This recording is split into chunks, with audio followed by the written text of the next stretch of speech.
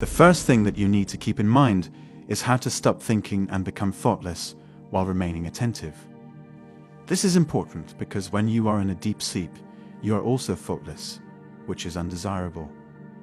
It is beneficial to the body, which is why, after a night of restful sleep, your body will feel refreshed.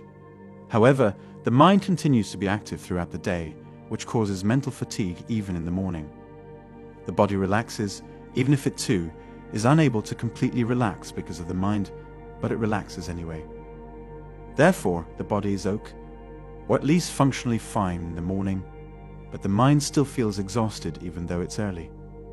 You get into bed exhausted, and when you wake up in the morning, you're even more exhausted than before, since your mind was always working, dreaming, thinking, and planning. Because of this desire, the mind was constantly busy. When you are completely unconscious, which only happens briefly during very deep sleep, you merge with the universe. To achieve the same level of oneness, a conscious and alert mind is required. As you are in deep sleep, there is no thought, there is no differentiation between heaven and hell, there is no differentiation of any kind, and you are simply unaware. This state must be obtained when the individual is awake and conscious. Samadhi, the highest and most complete form of meditation, is only a state of deep slumber in which one is fully cognizant. You are able to achieve profound slumber. Therefore, the only goal left is to achieve an ever-increasing level of consciousness. You will achieve enlightenment if you are able to bring greater consciousness into your periods of deep slumber. Once the mountain is conquered and the path is opened, there is only one thing left. You are a creator of multiplicity because of the past that you have within you. You once were a child, and that child is still buried deep inside you.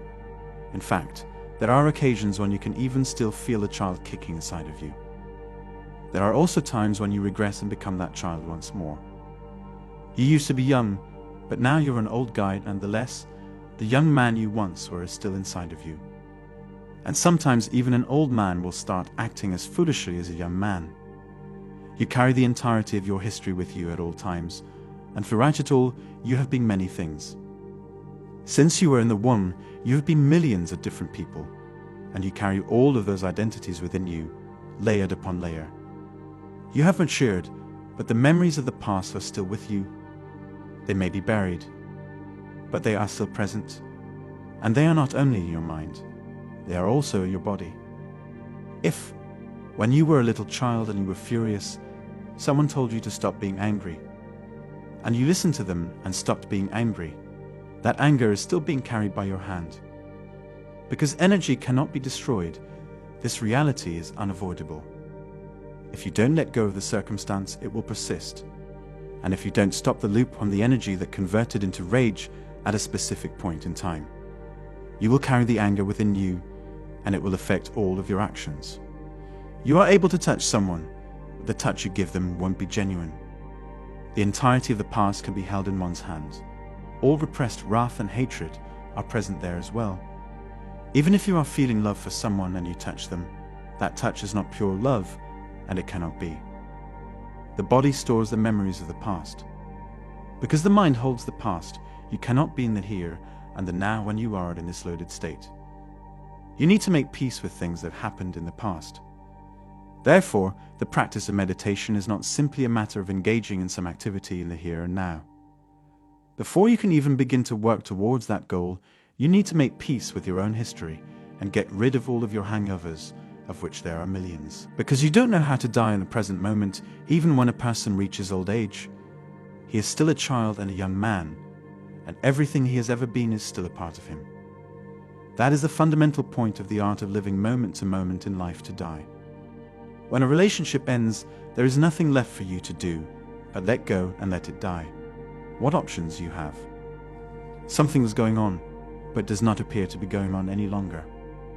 You surrender to it and let it take your life.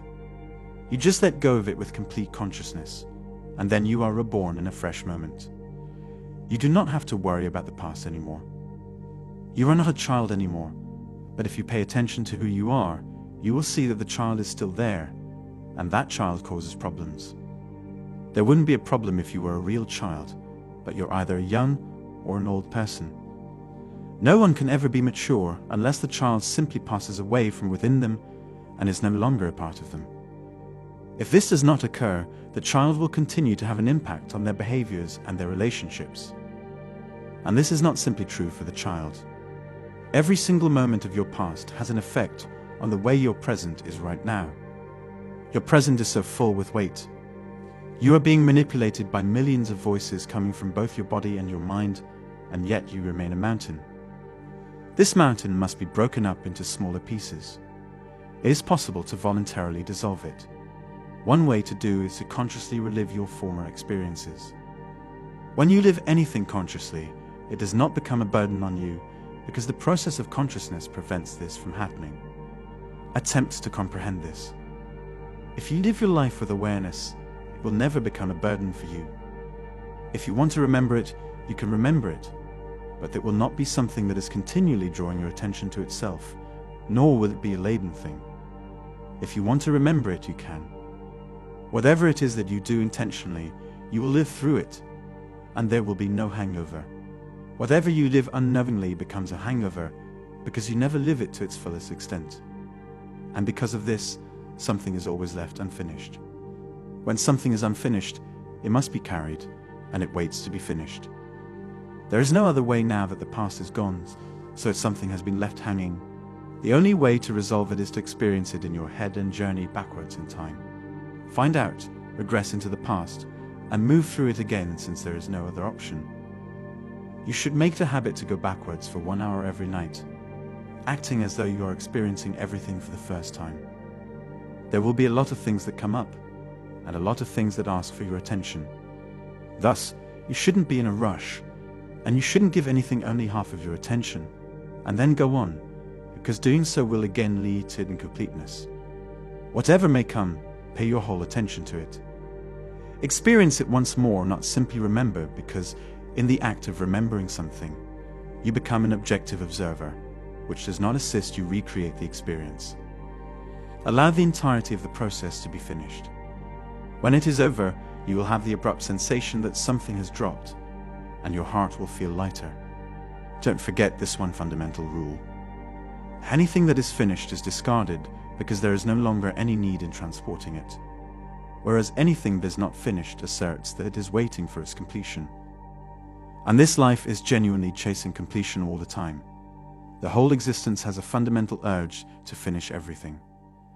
It is not a fan of things that are left unfinished, so they linger around, wait, and because there is no rush for existence, they are able to move backwards in time millions of years.